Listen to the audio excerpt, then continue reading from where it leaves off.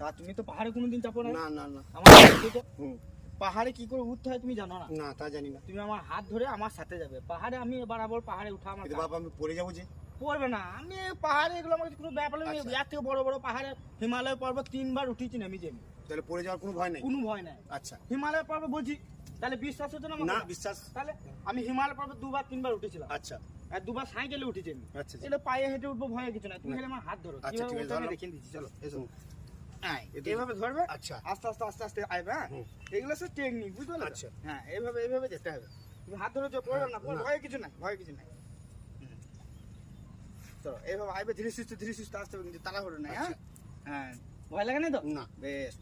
এইবার চড়ি হচ্ছে, এই চড়িতে কি করতে হবে না তো? পাটা সব তুমি কামিন পাহাড়ে লাগিন থাকবে, তবে তুমি পড়বে না। আচ্ছা পাটা সব তুমি পাহাড়ে লাগিন থাকবে। বাবা তুমি তো পড়ে গেলে বাপ। কিছু নাই।